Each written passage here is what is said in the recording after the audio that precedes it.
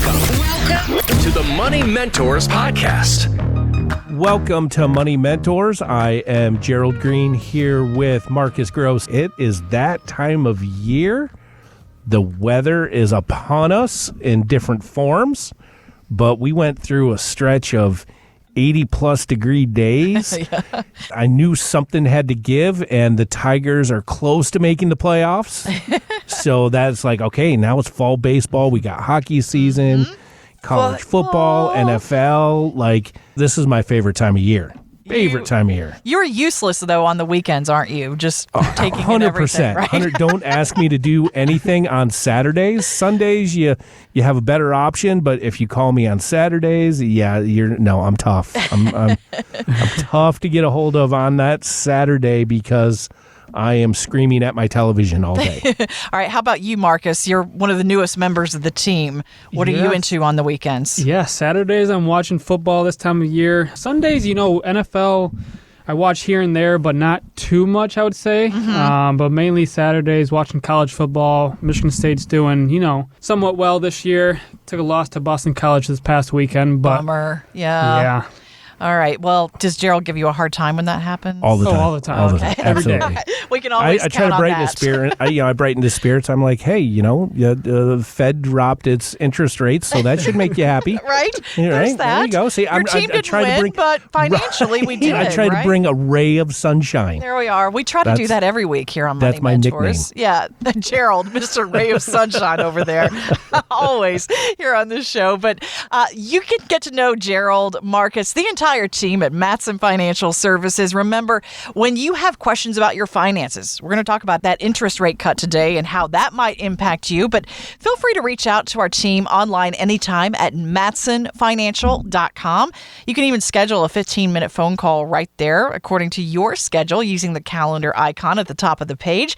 But in addition to the Federal Reserve and the news that's been happening there, we also have some news from Capitol Hill because once again, Congress takes it down to the wire on averting a government shutdown. Now, unlike us, they can't seem to agree on a budget, and both sides blame the other. So here's House Speaker Mike Johnson's recent take. Process bogged down. You know why? Because Chuck Schumer and the Senate have not put one appropriations bill on the floor. They have not even begun to do their job. So here we are at the fiscal cliff at the end of the fiscal year. September 30th is right upon us.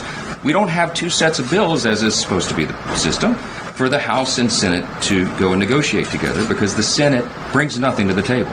So it is the Senate that has put us in a situation to have a CR to not shut the government down. So essentially they're trying to buy themselves another 3 more months here to keep the government running until we go through this again after the election. And I cannot count the number of times that we've been in this position just over the last few years.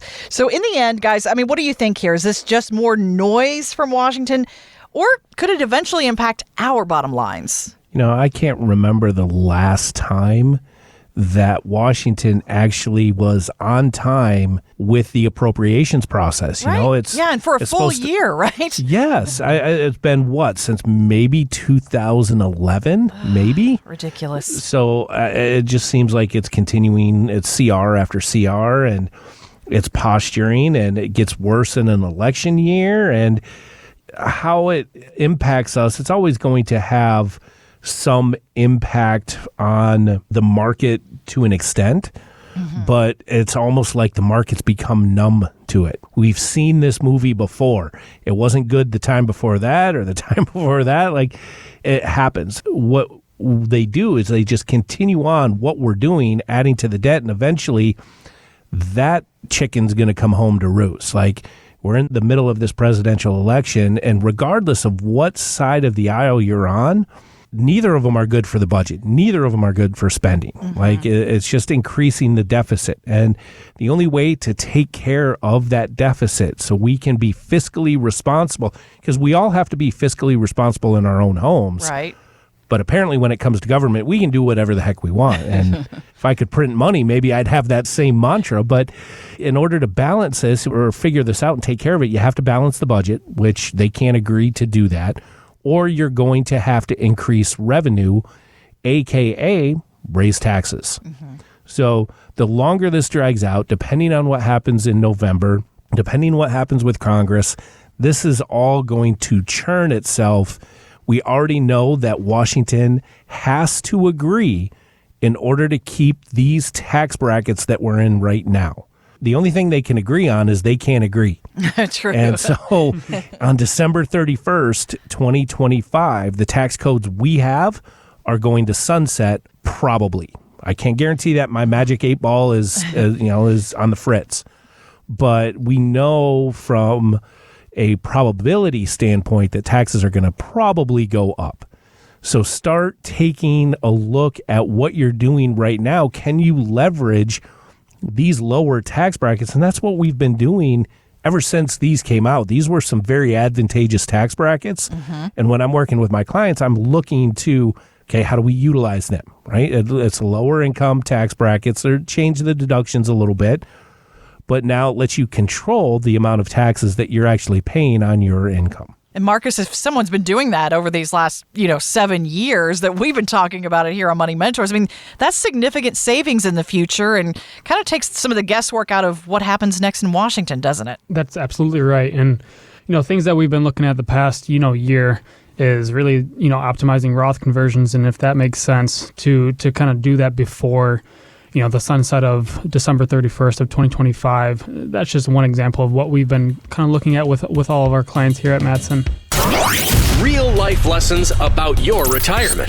You're listening to the Money Mentors Podcast.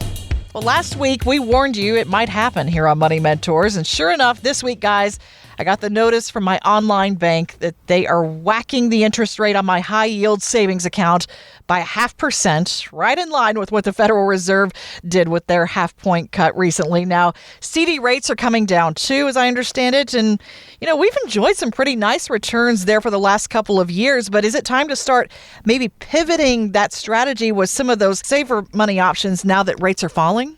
Well, it's definitely time to have a plan because rates are going to continue to fall. We've seen the first cut here, kind of a jump start on what the Fed is planning.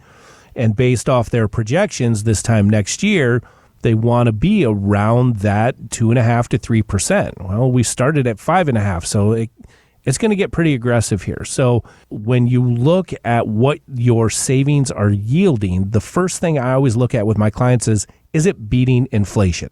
You have to be making more money than what the cost of things are going up on average. Otherwise, there's no point in doing it, right? And the rates are still good. They're not going to go from 5.5 down to 2 overnight. 5.5 down to 5, probably down to 4 3/4, 4.5. There's still good rates, but make sure that money has a purpose, right? Is it your emergency fund and we just need to keep it safe and get the best return possible? Is it money you got from selling your secondary home, your cottage, and you're looking, well, we're just waiting for the right other, new cottage to come up before we use it? Great, keep it safe. Let's just try and earn something on it. Or if it's just extra money that, okay, can we make it work better for you too? Because while the interest has been great over the last 18 months, also that drives up your income taxes because you are paying income taxes on that interest. So if it's a matter of just getting the best return, we have to take the taxes into account. And there's other vehicles we can use in order to get the same type of tax equivalent yield or defer those taxes out until eventually you need it. I think the show is we could just call it Tax Mentors today, I think. Right? Yeah. It all comes back to taxes. So let's take a look at what you're doing. Yes, you wanted to earn something, but we have to look at the cost of everything. And it may not be a fee, but Uncle Sam's charging you something. Yep. And that goes back to, making sure we have a plan from step A to step Z all the way through client's journey through retirement. If they have money earmarked, like Gerald mentioned, for a house potentially, then making sure that there's proper interest on that money and keep it at low risk. For example, I had a client I called today actually, and she has some high yield savings account, which is outperforming, yielding more than inflation right now. Which is good, but it's kind of setting the foundation for, in the event that yield falls below inflation, then we have a plan in place to get more additional yield on those dollars through the different buckets that we kind of talked about a few weeks ago with Gary, whether it's the checking and savings accounts and the non-qualified bucket and then the qualified bucket, having all those buckets kind of in place and part of the plan there. Want weekly lessons from your money mentors? Yes. Hit the subscribe button now and listen every weekend on Wood Radio.